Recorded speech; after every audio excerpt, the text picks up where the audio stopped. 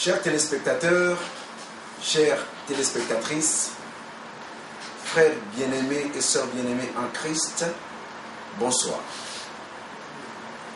C'est pour moi un très grand plaisir de venir encore ce soir devant vous dans le cadre de notre émission débat hebdomadaire chrétien du Togo pour bâtir la cité, afin de vous révéler au travers des échanges que nous allons encore avoir ce soir avec nos invités la volonté de notre Dieu pour notre pays, notre cher pays, le Togo. Et comme vous pouvez le comprendre, cette émission est la première de la nouvelle année 2013 qui vient de démarrer. Et c'est pour nous une grâce de la part de Dieu d'être encore en vie et en bonne santé pour continuer d'animer ce numéro hebdomadaire. Avant de poursuivre, nous allons un instant bénir le nom de l'Éternel. Prions. Éternel mon Dieu, éternel mon roi, béni sois-tu.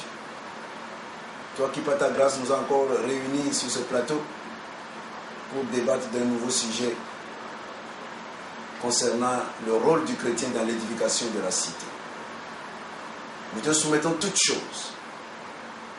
Nous demandons, Père, que ton Esprit Saint nous éclaire et nous guide dans ces débats, afin que gloire te soit donnée éternellement. Merci de ce que tu as commencé avec nous et de ce que tu vas achever avec nous. À toi la gloire éternelle, au nom de Jésus. Amen. Une fois encore, bonsoir. Comme il est d'habitude de le faire, nous n'allons pas déroger à cette habitude, à cet usage. Et c'est pour cela que je voudrais saisir l'opportunité de cette première émission de l'année 2013 pour vous présenter à vous, fidèles téléspectateurs de l'émission Débat chrétien du Togo pour bâtir la cité, mes meilleurs vœux de bonne santé, de paix et de sécurité, sur tous les plans, pour cette année nouvelle, que Dieu nous a encore aimablement donnée. Continuez d'être fidèles, et Dieu, dans sa grande bonté, ne manquera pas de vous soutenir tout le long de cette année, afin que nous puissions encore nous retrouver en début de l'année 2014 dans un nouveau numéro. J'en suis sûr, car il n'y a rien d'étonnant de la part de l'Éternel. Je voudrais saisir également cette occasion pour manifester ma reconnaissance et ma gratitude à mon bien-aimé, le frère Luc Russell Adjaro, celui par qui Dieu a établi cet instrument merveilleux d'évangélisation. Mon frère, trouve ici ma reconnaissance pour l'œuvre grandiose que tu accomplis depuis des années déjà. Et quelles que soient les difficultés, les montagnes, les collines qui seront devant toi, avec la foi que je te connais, marche, continue de marcher. Dieu seul te récompensera pour tes œuvres.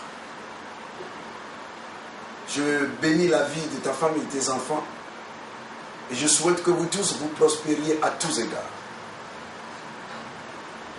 Je voudrais également présenter mes vœux aux techniciens de ce studio,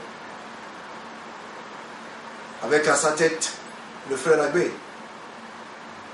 Il ne manque jamais d'accomplir avec assiduité, avec compétence et avec amour leur devoir. Moi, je ne peux pas les récompenser, c'est Dieu seul qui les récompensera. Soyez bénis, mes frères, pour votre fidélité à l'œuvre. C'est pour vous une manière de contribuer à l'évangélisation dans la nation togolaise. Je salue le peuple togolais et je présente à tout le peuple togolais, et surtout à nos frères les chrétiens, mes vœux les meilleurs pour une année prospère, une année de santé, une année de réussite, une année de paix profonde. Si vous croyez et que je crois, l'Éternel fera de grandes choses dans notre vie au cours de cette année, quels que soient les problèmes qui surgiront. Jésus a dit à Marthe, ne t'ai-je pas dit, si tu crois, tu verras la gloire de Dieu. Moi aussi je vous dis ce soir, si vous croyez, vous verrez la gloire de Dieu. Je salue les autorités dirigeantes de ce pays. Je leur présente mes vœux les meilleurs.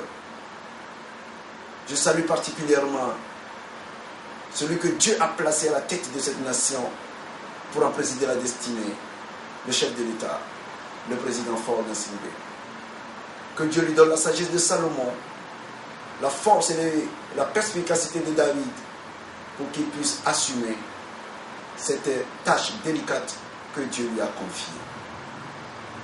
Voilà ce que je voudrais dire d'entrée de jeu avant d'en revenir au sujet qui nous réunit ce soir. Le sous-thème que nous avons retenu pour nos débats de ce soir, c'est bâtir une jeunesse d'excellence pour l'éducation de la nation togolaise. Bâtir une jeunesse d'excellence pour l'éducation de la nation togolaise. Très souvent, nous disons que la jeunesse est le pilier de la société. La jeunesse est l'avenir d'une nation. Si la jeunesse est bien formée, alors le pays sera prospère demain. L'avenir du pays est garanti. Et comme aujourd'hui, tout va dans le sens de l'excellence et de la perfection, nous pensons qu'il faudrait nécessairement que nos jeunes aussi aspirent à l'excellence pour faire du Togo l'or de l'humanité. Notre Seigneur Jésus-Christ a déclaré à ses disciples que votre lumière luise devant les hommes, afin qu'ils voient vos bonnes œuvres et qu'ils glorifient le Père qui est dans les cieux. Dans la Bible, il y a des personnages que nous pouvons qualifier de très excellents dans leur vie, dans leur conduite, dans leur manière de faire. Et nous voudrions que notre jeunesse aussi soit à l'image de ces personnages excellents. Alors pour discuter de ce sujet avec nous ce soir, j'ai deux invités. Ce sont des jeunes chrétiens. Je vais me tourner vers eux, les saluer fraternellement et leur demander de se présenter. Je me tourne vers mon invité qui se trouve à ma droite et je lui dis, mon frère, sois le bienvenu sur ce plateau. Merci, frère Pius. Présentez-vous à nos téléspectateurs. Je me nomme Komi Devochou, je suis avocat à la Cour et je suis le président de l'association des juristes chrétiens du Togo. Merci beaucoup. Merci frère Komi Devochou, que Dieu te bénisse pour ta disponibilité. Merci. Ce soir, c'est les jeunes qui sont à l'honneur et je suis persuadé que tu démontreras à nos téléspectateurs que la jeunesse que nous avons aujourd'hui ou à laquelle nous aspirons est réellement une jeunesse d'excellence. Sois béni. Merci. À ma gauche, frère, sois le bienvenu. Merci. C'est la première fois que tu es invité sur ce plateau. Justement. Les téléspectateurs aimeraient te connaître. Merci, frère Pius. Et vous avez Chris Freddy Adedi, sur représentant de Béni TV au Togo. Je vous remercie. Frère Chris, sois le bienvenu. Merci. Je crois que nous avons passé d'excellents moments ensemble ce soir. Alors, la première question que je m'en vais vous poser, c'est une question de déblayage, bien sûr.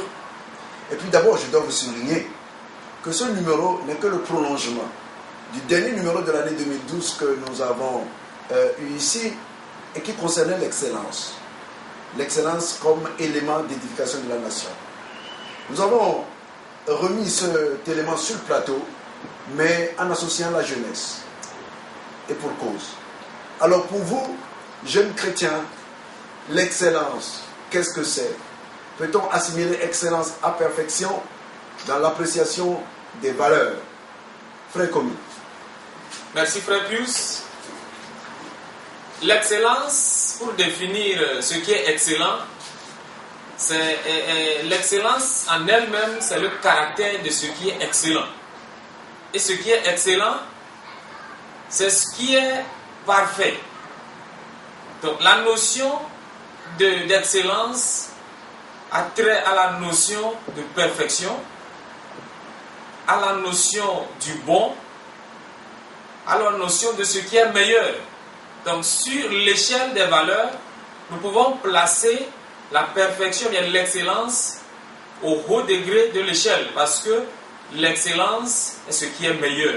Et c'est ce à quoi tout homme aspire. C'est ce à quoi tous nous devons aspirer. Ce qui est meilleur, ce qui est bon. Je vous remercie. Merci. C'est ce à quoi tout homme aspire, ou c'est ce à quoi tout homme devrait aspirer. Je voudrais que vous nous précisiez cette idée avant que je ne passe la parole au frère Chris. Oui, les deux peuvent aller ensemble. C'est ce à quoi l'homme aspire. Je pense que lorsque nous sommes dans une société et nous voyons ce qui est bon, tout le monde aime ce qui est bon. Tout le monde aime ce qui est parfait. Maintenant, le fait d'avoir ce qui est parfait ou bien d'être parfait ou bien d'avoir ce qui est meilleur, je peux le dire, n'est pas donné à tout le monde. Donc nous devons le chercher, nous devons aspirer à cela. Donc nous devons chercher, aspirer à ce qui est meilleur en travaillant. Le meilleur, on ne croise pas les bras pour avoir le meilleur. Donc nous devons y lutter pour pouvoir atteindre ce qui est meilleur, pour atteindre ce qui est parfait. Merci beaucoup. Merci frère Komi. Alors le frère Komi vient de définir l'excellence en l'assimilant à la notion de perfection. Il dit que c'est ce qui est au dernier degré de l'échelle des valeurs. Qu'est-ce que vous vous en dites? Oui, je partage également son avis favorable sur ce point de vue. Et je dirais aussi que sur l'échelle des valeurs, les notions d'excellence et de perfection priment au-dessus de toutes. Et sur ce, je peux m'amener à définir l'excellence comme la quête permanente de plaire au Seigneur. Parce que ici nous sommes des jeunes chrétiens et nous devons plaire au Seigneur. Et chaque fois que nous sommes amenés à plaire au Seigneur, nous allons aspirer, chercher, bien entendu, l'excellence. Et frère Pius, merci. Merci frère Chris. La recherche permanente du meilleur, de ce qui est meilleur.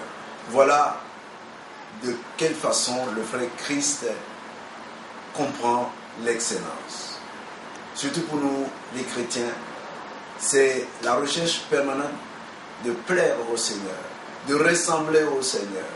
Il est saint, il est parfait, il voudrait que nous soyons aussi saints et parfaits comme lui. Ceci étant, nous continuons de déblayer le terrain avant de parvenir à la question phare. Alors pour poser la deuxième question, je voudrais vous partager avec vous un passage biblique que je tire du premier livre de Samuel, chapitre 17. Je prendrai seulement quelques versets là-bas parce que c'est une histoire que vous connaissez très bien, l'histoire de David et de Goliath. Donc, quelques passages dans le chapitre 17 et quelques passages dans le chapitre 18. Après quoi, la question que je vous poserai est la suivante. Qu'est-ce que ces passages-là vous inspirent par rapport à la notion d'excellence ou de perfection que nous sommes en train de discuter? Ok, donc, suivez-moi bien. 1 Samuel, chapitre 17. Je vais d'abord lire les versets 4 à 11 et sauter et aller au verset 25 avant d'aborder quelques versets du chapitre 18. Un homme sortit alors du camp des Philistins et s'avança entre les deux armées. Il se nommait Goliath. Il était de Gath et avait une taille de 6 coudées et un empan. Sur sa tête était un casque d'airain et il portait une cuirasse à écailles du poids de 5000 cycles d'airain. Il avait aux jambes une armure d'airain et un javelot d'airain entre les épaules. Le bois de sa lance était comme une ensouple de tisserand, et la lance pesait 600 cycles de fer. Celui qui portait son bouclier marchait devant lui. Le Philistin s'arrêta et s'adressa aux troupes d'Israël rangées en bataille. Il leur cria: pourquoi sortez-vous pour vous ranger en bataille? Ne suis-je pas le Philistin? Et n'êtes-vous pas des esclaves de Saül? Choisissez un homme qui descende contre moi. S'il peut me battre et qu'il me tue, nous vous serons assujettis. Mais si je l'emporte sur lui et que je le tue, vous nous serez assujettis et vous nous servirez. Le Philistin dit encore: je jette en ce jour un défi à l'armée d'Israël. Donnez-moi un homme et nous nous battrons ensemble. Verset 11. Saül et tout Israël entendirent ces paroles du Philistin et ils furent effrayés et saisis d'une grande crainte. Je vais au verset 25 qui dit ceci. Chacun disait: avez-vous vu s'avancer cet homme? C'est pour jeter à Israël le défi qu'il s'est avancé. Si quelqu'un le tue, le roi le comblera de richesses, il lui donnera sa fille et il affranchira la maison de son père en Israël. Amen. Alors, je vais lire le dernier passage qui est tiré donc de toujours 1 Samuel 18, le verset 5 à 7, qui dit ceci. David allait et réussissait partout où l'envoyait Saül. Il fut mis par Saül à la tête des gens de guerre et il plaisait à tout le peuple, même aux serviteurs de Saül. Comme il revenait lors du retour de David après qu'il eut tué le Philistin, les femmes sortirent de toutes les villes d'Israël au-devant du roi Saül en chantant et en dansant, au son des tambourins et des triangles, et en poussant des cris de joie. Les femmes qui chantaient se répondaient les unes aux autres et disaient: Saül a frappé ses 1000 et David ses 10 000. Amen. Amen. Voilà cette histoire de David et de Goliath que vous connaissez très bien. Je vous ai lu quelques passages pour nous rapprocher encore plus du sujet que nous sommes en train de discuter, dont nous sommes en train de débattre. Et je vous pose la question suivante, par rapport à l'excellence. Qu'est-ce qu'on peut dire de David?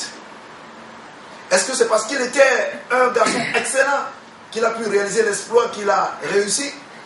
Ou plutôt, il était comme nous tous, le commun des mortels, mais c'est en s'appuyant sur l'Éternel exclusivement qu'il a réussi ce pari?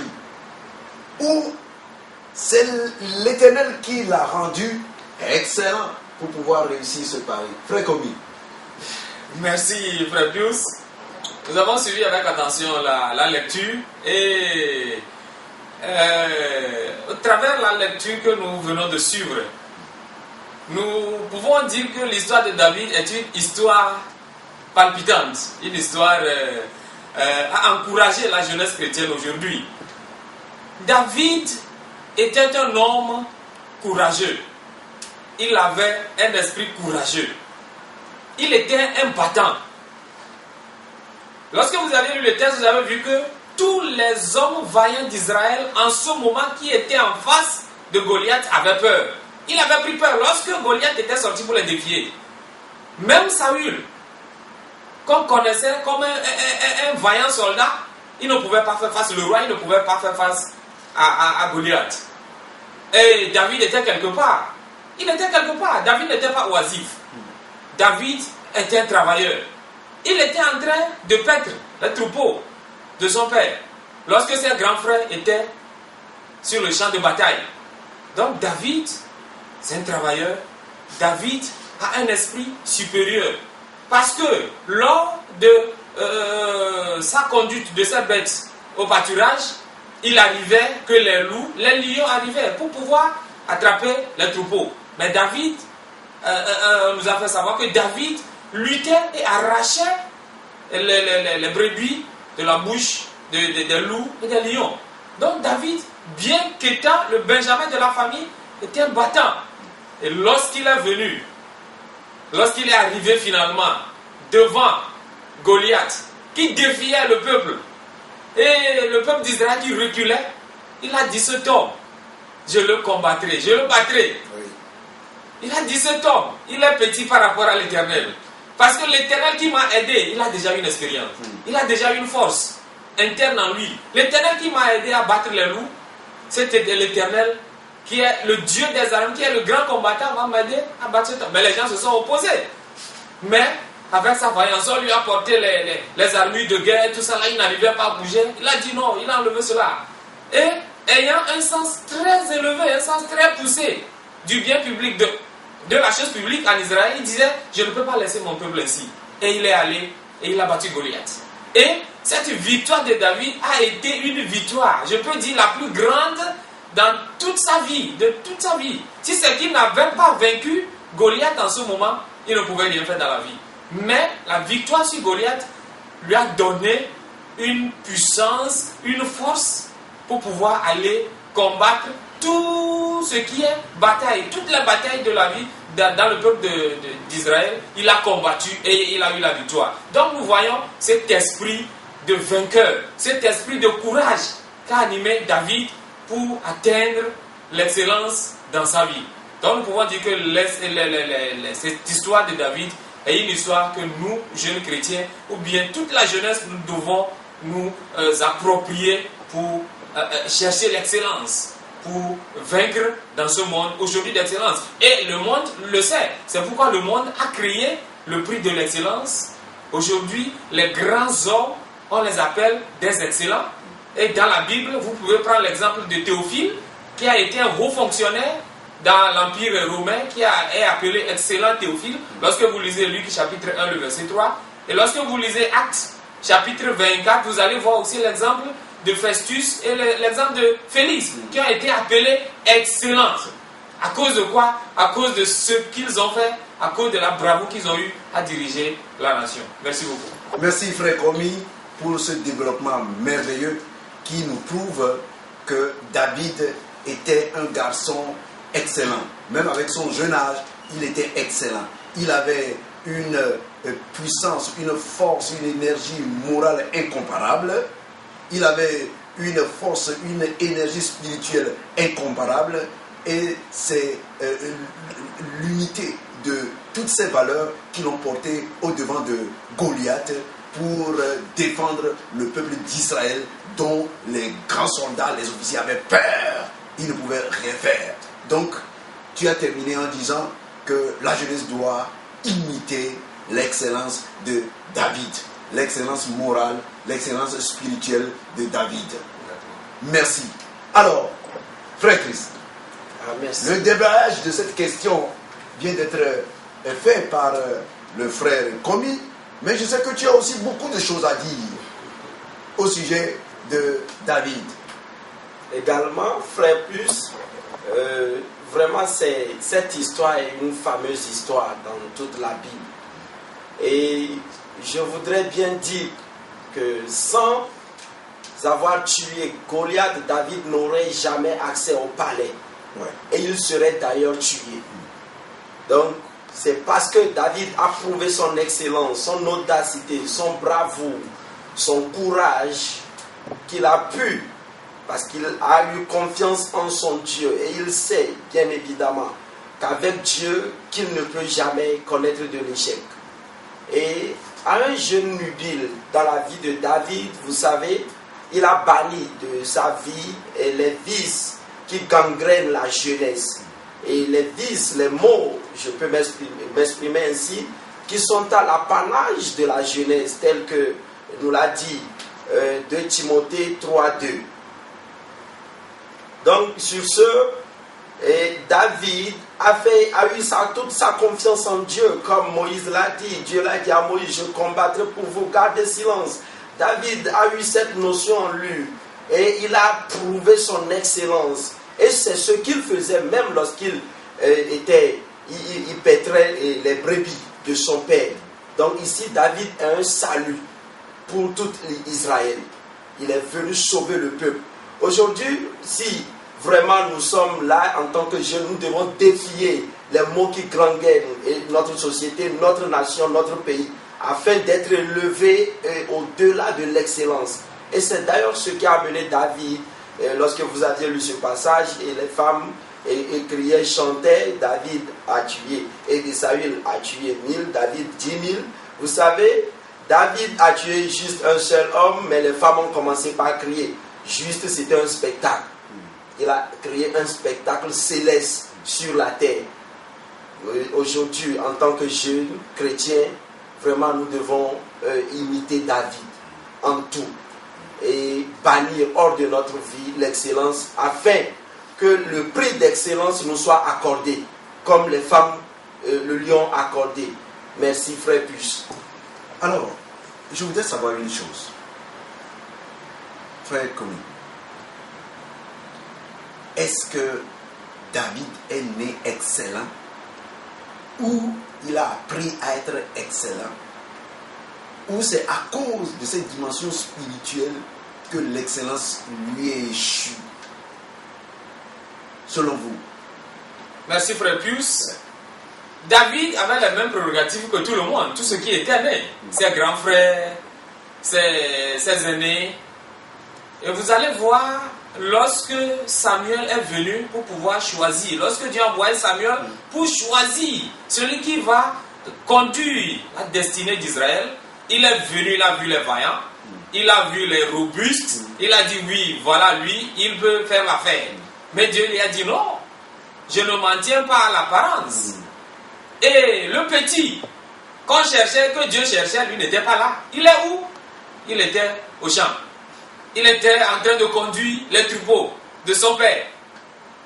Tout le monde peut devenir excellent. Mais lorsque nous ne cultivons pas l'excellence, nous ne pouvons pas être excellents. Comme le dirait un professeur, il n'y a personne qui soit taré. Dieu a donné l'intelligence à tout et chacun. À ce que nous puissions exceller dans nos domaines respectifs. On n'a pas appelé tout le monde à être président de la République. On n'a pas appelé tout le monde à être premier ministre ou bien ministre. Mais dans n'importe quel domaine de la vie, que ce soit un forgeron, que ce soit un journaliste, dans n'importe quel domaine de la vie, nous pouvons exceller. Et c'est ce que David a cultivé. D'abord, il paissait les troupeaux de son père, il allait et revenait tous les jours. Et c'est ce qu'il faisait le jour-là, lorsque Samuel est venu pour chercher. Donc, tout un chacun, nous devons cultiver l'excellence. Ça se cultive. C'est une culture. Nous devons cultiver. Et pour cultiver l'excellence, il faut travailler dur. Il faut travailler dur à cela. C'est ça que la Bible a dit. Il faut travailler comme des fourmis. Il nous a donné l'exemple des fourmis. C'est ça. Il dit, allez, toi paresseux, va voir la fourmi. Il travaille en été pour conserver la nourriture pour l'hiver ou bien pour le temps de pluie. Et les fourmis, lorsque vous les voyez, en temps de pluie, vont se cacher. Et quand l'été arrive encore, ils ressortent. Ils ne meurent pas. Ils ont amassé de la nourriture. Mais aujourd'hui, les gens, malheureusement, c'est ce que nous déplorons dans la foi chrétienne. Les gens disent, bon, Dieu même va faire, Dieu même va faire. Il va pourvoir. Et il va pourvoir. Et on croise les mains en attendant, on va à l'école, on n'apprend pas. On dit que, bon, Dieu va me donner l'intelligence, Dieu va faire tout ça là. Dieu a laissé à chacun la possibilité d'avancer. Et comme le disait Thiers Osborne, lorsqu'il était venu prêcher, il a dit, si tu peux faire quelque chose et tu demandes à Dieu de le faire, Dieu ne le fera pas. Il ne va pas le faire. Parce que Dieu a donné la potentialité à chacun de développer. Comme les caméramans qui sont devant nous aujourd'hui. C'est l'excellence. Si nous ne développons pas l'excellence, aujourd'hui les gens ne peuvent pas voir ce que nous sommes en train de voir. Donc chacun, nous devons développer, cultiver et rechercher cela. C'est ça qui va nous faire atteindre l'excellence. Aujourd'hui, pour ceux qui voyagent un peu, lorsque vous allez dans les pays européens, vous allez voir, mais tout est excellent, tout est beau. Mais ils ne se sont pas croisés les mains pour que ça arrive là-bas. Mais ils ont travaillé dur. Aujourd'hui, nous courons vers les Asiatiques, on court vers les Asiatiques. On nous dit que les Asiatiques, c'est des gens qui travaillent comme des fourmis. Nuit et jour, nous les voyons ici. 24 heures sur 24, ils sont en train de travailler. Donc, je pense que l'excellence de David a été cultivée et il a bataillé dur pour cela. Parce qu'il a fait, il a pu battre Goliath et même ça a fait l'envie du roi Saül, qui entre-temps voulait attenter à sa vie. Mais Dieu le protégeant, Dieu sachant qu'il a cultivé cette excellence pour être un bon chef de l'État, Dieu l'a poussé à être un bon leader en Israël. Donc, l'excellence, nous devons la cultiver. Merci, frère Pius. Merci, frère Komi. Je crois que vous avez retenu la réponse du frère Komi. L'excellence doit être cultivée, doit édifier l'excellence, puisqu'elle se trouve au dernier degré de l'échelle des valeurs. Il faut monter les escaliers pour l'atteindre. On ne peut pas rester sur place et vouloir être excellent.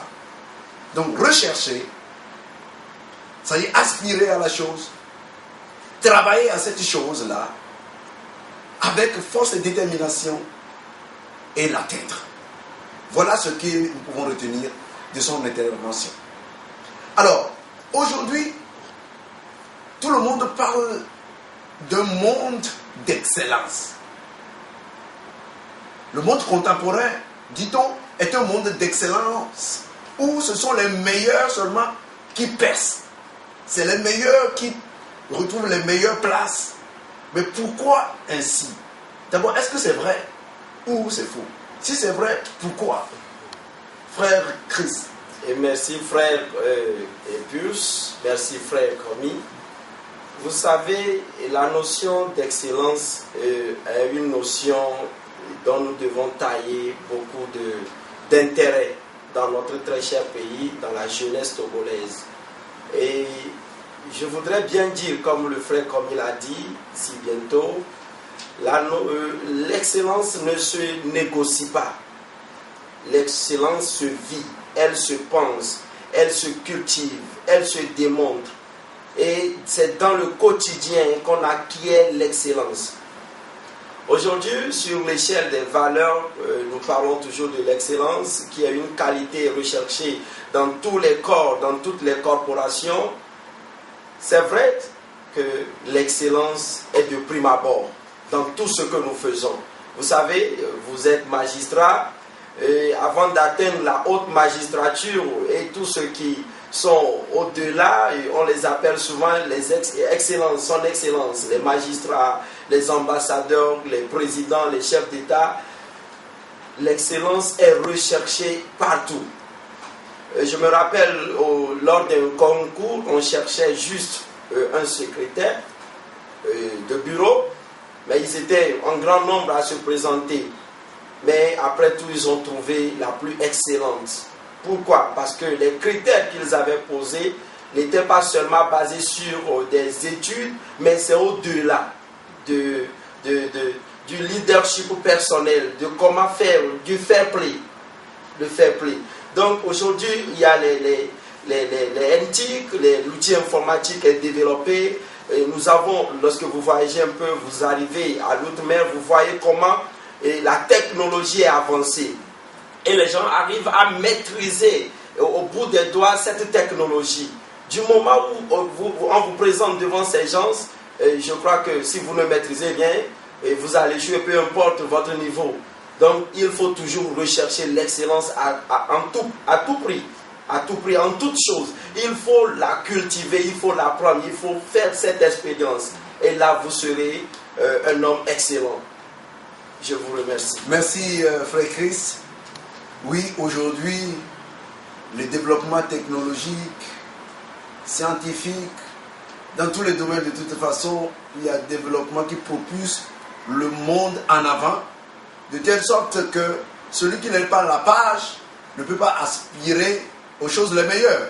C'est ce que vous venez de dire. Justement. Bah oui, frère Komi, vous êtes du même avis? Ouais, merci frère Pius. Aujourd'hui, bon, le monde est tellement globalisé, oui, et nous sommes pratiquement plus de 6 milliards sur la planète. Mais pour avoir la place au soleil, il faut être excellent. Il faut être excellent. La preuve vient de le dire frère Chris. Vous allez à des concours, on va chercher les meilleurs. On ne dira pas que tu es mon oncle, tu es mon frère, tu es mon jeu. Si tu ne travailles pas dur, si tu n'es pas excellent, tu ne seras pas promu à un poste donné. Et il a si bien dit, l'excellence doit être recherchée aujourd'hui dans le monde séculier. Que ce soit chez les païens, que ce soit dans les bureaux, partout, un peu dans la fonction publique, l'excellence est recherchée. Ce qui fait que tout le monde doit lutter pour être à la bonne place et au bon moment. Mais lorsque nous n'avons pas travaillé à cela, nous ne pouvons pas atteindre là. Aujourd'hui, le développement informatique, lorsque nous allons un peu partout, nous sommes encore à la traîne. Lorsque vous allez un peu en Europe, tout ça en Asie, vous allez voir que c'est des gens qui au jour le jour travaillent. Bien qu'ils soient arrivés à un niveau où nous voyons que vraiment, je causais à quelqu'un la fois passée pour une petite anecdote, et il me disait, j'ai vu des choses, j'ai été ébahi. Il me dit que le paradis que nous cherchons se trouve quelque part, sur la terre ici. Parce que lorsque vous allez, tout est parfait. Vous arrivez à l'aéroport, vous êtes ébahi. Vous allez à des hôtels, vous êtes ébahi. La technologie partout. Et c'est des gens qui ne dorment pas, qui travaillent au jour le jour pour parfaire ce qu'ils ont. Les gens même viennent voler chez nous en Afrique, ici, nos valeurs. Ce que nous pouvons développer, ils viennent voler en Afrique pour aller faire quelque chose d'excellent.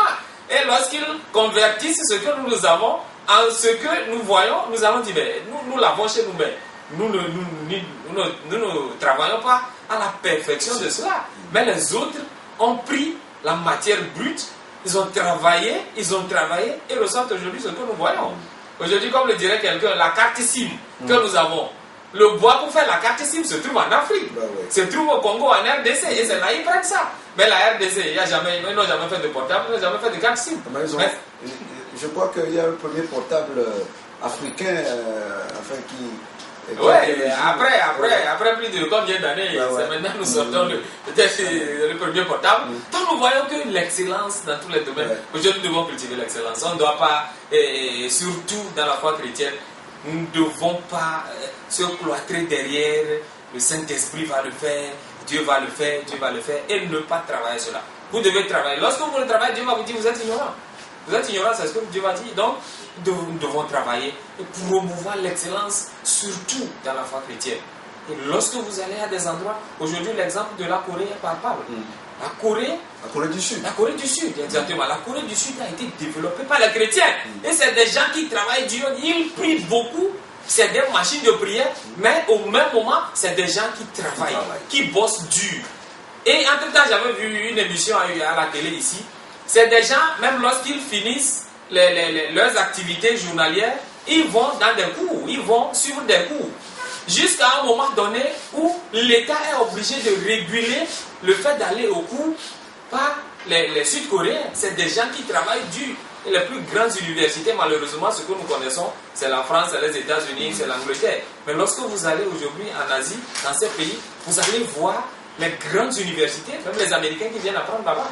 Donc, cela veut dire que l'excellence est recherchée et nous, les chrétiens, ne devons pas dormir. C'est ça le défi à l'époque. Merci beaucoup, frère Komi.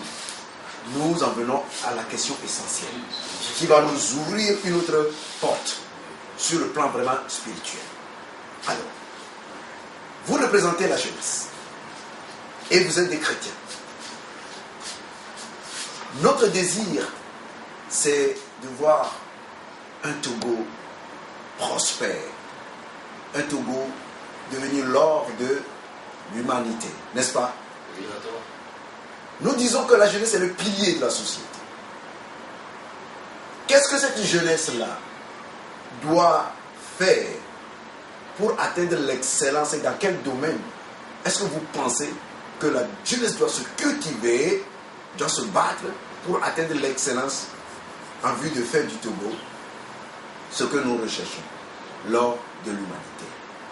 En matière de conduite, en matière de connaissance, de culture, de foi, par exemple, est-ce que vous pouvez nous en dire quelque chose?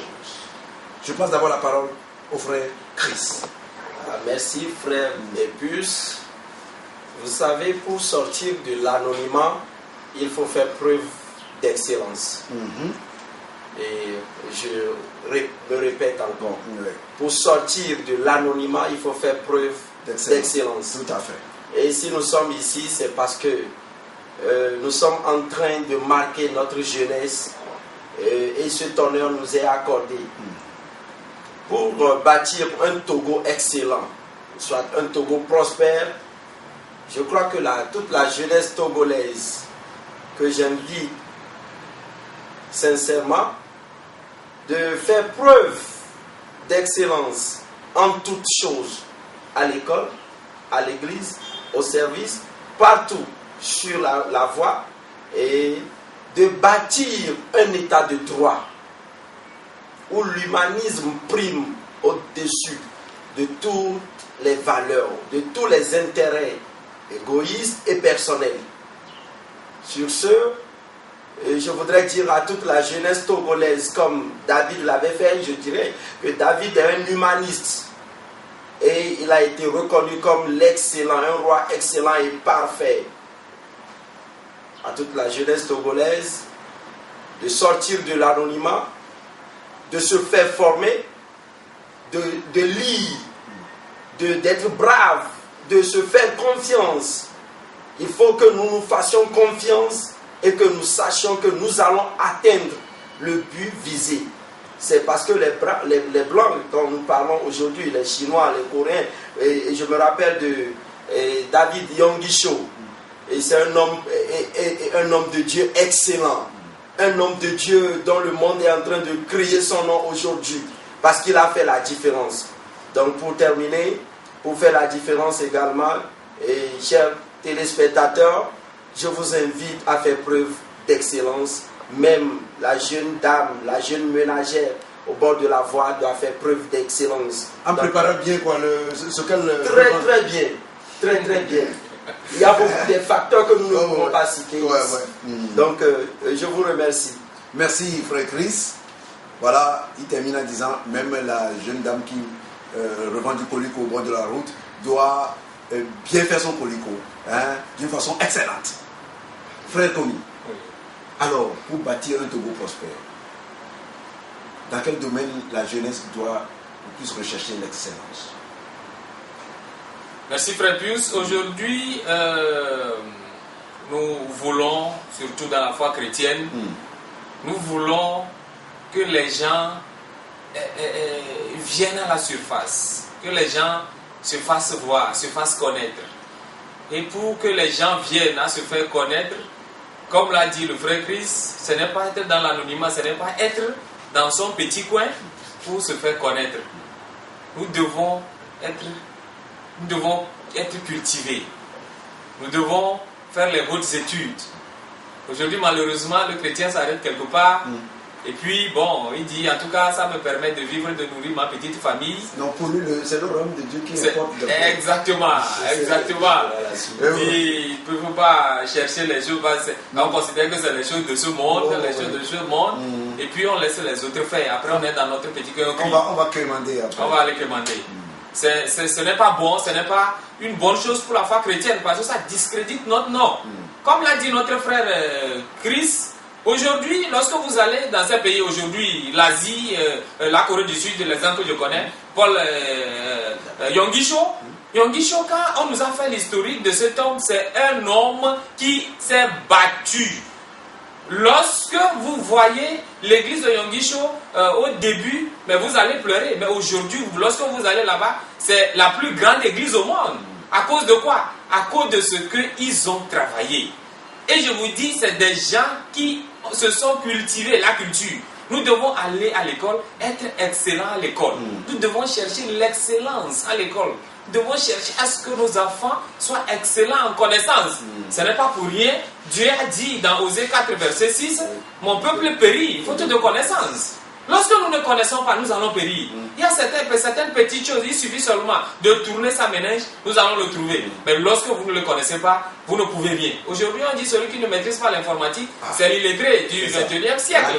C'est l'analphabète. Aujourd'hui, il y a plein de personnes, même des gens qui sont supposés le connaître, ne le connaissent pas. Donc, lorsque vous vous présentez à des postes de grandes responsabilités, comme dans les organisations internationales, pour pouvoir passer des concours, ne vous étonnez pas que les autres réussissent, que vous êtes à la traîne. Parce qu'ils ont travaillé à cela. Au niveau culturel, en foi, nous devons travailler dur. Nous devons travailler dur. Pour nos leaders spirituels, ils doivent bosser dur. Alors là, je vous arrête parce que je vois que tu vas empiéter sur l'autre question que je vais poser en même temps. Est-ce que dans l'œuvre de Dieu aussi, on peut faire appel à l'excellence et dire par exemple que le nom de Dieu est excellent, que la personne fait une œuvre de Dieu d'une façon excellente. Est-ce que ce n'est pas à Dieu de voir si la personne fait bien son œuvre? Quels sont les critères, les éléments comparatifs pour qu'on puisse dire que voilà, dans l'œuvre de Dieu, celui-là fait une œuvre excellente? Oui, merci. Dans l'œuvre de Dieu, nous devons aussi chercher l'excellence. Dans la foi chrétienne, lorsque vous faites un petit tour pour voir les leaders spirituels qui ont fait les hautes études, vous allez voir que leur prédication, leur manière de voir les choses, c'est complètement différent de ceux qui, bon, je ne sais pas, il faut le dire, disent, bon, le Saint-Esprit même va le faire, on n'a même pas mis pied à l'école et puis c'est un peu difficile. Parce que ceux qui improvisent, quoi. Improvisent, l'improvisation. C'est ça qui est aujourd'hui, et bon, peut-être on ne peut pas dire aidé par la pauvreté aussi. Chacun se lève, il crée son truc ici, il crée son truc là. Et les excellents dans la foi chrétienne, on ne les trouve pas. Donc, l'homme de Dieu doit être excellent. David a été excellent. Abraham a été excellent. Ouais. Tous ceux qui ont travaillé, Paul, l'exemple de Paul, l'exemple de Luc, l'évangéliste Luc, c'est un docteur.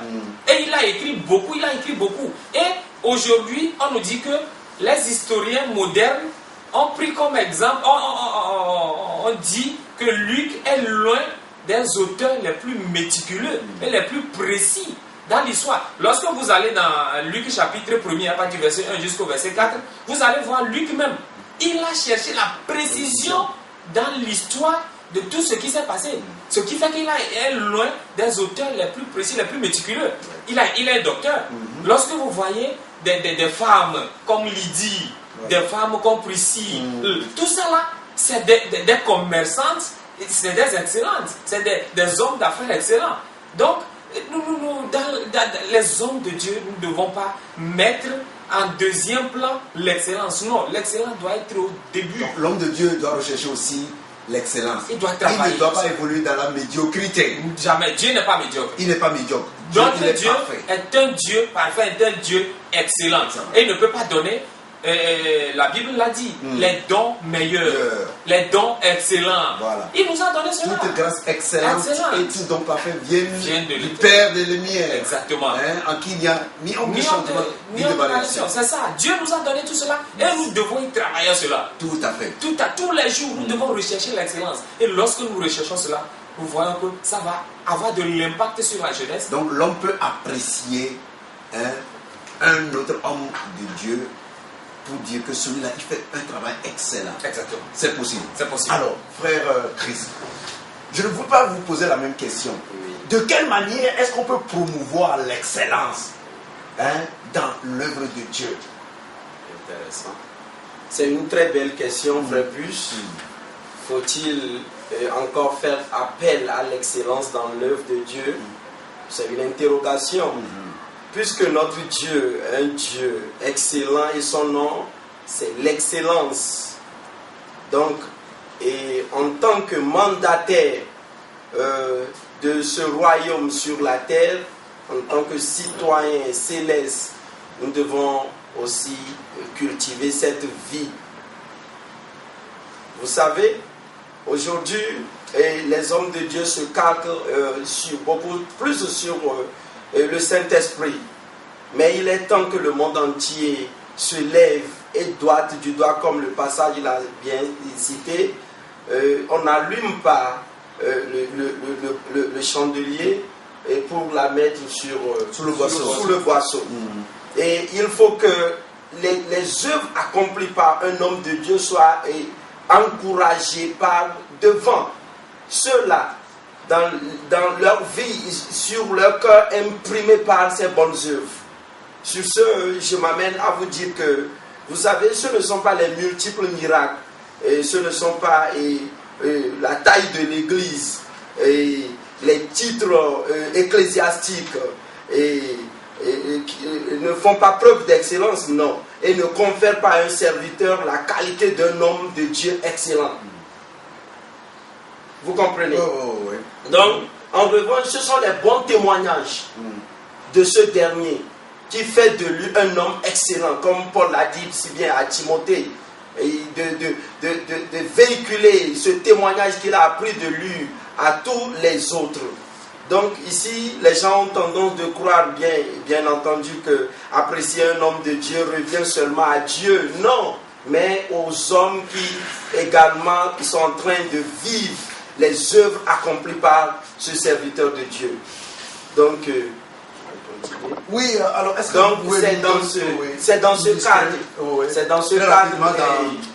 dans ce cadre, et chers téléspectateurs, que je suis invité sur ce plateau et je rends grâce à Dieu pour la vie de mon frère et de mes frères ici. Et Béni TV, une télévision chrétienne satellitaire basée au Ghana qui a des antennes de par le monde entier, au Canada, aux USA, en France, en Londres, et a initié le projet dénommé les Trophées Mahanaïm. Et les Trophées Mahanaïm qui visent à encourager ici au Togo et dans les mois à venir les hommes de Dieu qui se sont démarqués de façon loyale, qui ont fait preuve d'un bon témoignage dans l'exercice de leur ministère par des prix, je peux le dire, parce qu'il ne revient pas à l'homme de donner des prix aux hommes de Dieu, seul à Dieu, mais ici, parce que nous parlons de l'excellence, ces hommes de Dieu qui ont marqué tout le pays par leurs bonnes œuvres, nous devons les distinguer très rapidement. Donc ce projet est parrainé également par la primature et le Premier ministre de la République, le chef du gouvernement, et cela, nous allons si bientôt le faire. Nous avons en cette édition, première édition, et 12 trophées que nous avions recensés. Est-ce que je peux rapidement vous dire les... Oui, rapidement, parce que nous avons les 5 minutes. D'accord, les trophées de référence et du Père du Réveil charismatique, les trophées de l'émergence, les trophées d'intégration et d'immigration, les trophées de l'impact laïque, le trophée de l'association chrétienne émergente et pas mal de trophées. Donc, et ceux qui sont en train de nous écouter, de nous voir, et bientôt vous allez voir sur les chaînes télévisuelles des spots publicitaires qui vont parler de ce projet. Donc, c'est un repère de l'excellence dans la corporation, dans le corps de Christ. Merci. Mais merci, frère Chris, parce que vous avez déjà eu la mesure de la chose pour déterminer que l'excellence doit être récompensée. Je me rappelle quand nous allions à l'école, en fin d'année, on récompensait les meilleurs élèves. Justement. C'est ça. Justement. Mais c'est pas vrai. Et ça encourageait, ça galvanisait aussi les autres. Frère Komi, il nous reste pratiquement seulement 3 minutes. Qu'est-ce que vous pouvez dire à ce sujet et en même temps votre mot de fin? Oui, comme nous l'avons toujours dit, la jeunesse, c'est nous qui devons être à l'avant-garde de toutes choses. Nous devons travailler, nous ne devons pas être paresseux. Les choses qui se passaient avant, ce n'est pas ce que nous vivons aujourd'hui. Aujourd'hui, cela exige, tout exige que nous ayons l'excellence pour pouvoir sortir notre tête. Aujourd'hui, dans les organisations internationales, on voit plusieurs nationales, plusieurs personnes. Et c'est déjà excellent qui y vont. Donc nous devons lutter d'abord pour nous-mêmes, pour que notre vie même change. Et lorsque notre vie change, nous pouvons impacter la société. Et comme Paul l'a dit dans 1 Corinthiens 12:31, aspirer aux dons les meilleurs. Il dit aspirer à cela. On ne dort pas sur les lauriers pour avoir l'excellence. Il faut aspirer à cela. Nous devons travailler à cela. Nous devons batailler dur. Il faut travailler dur à cela. Donc tout un chacun dans la foi chrétienne, nous devons lutter. Nous devons lutter pour l'excellence.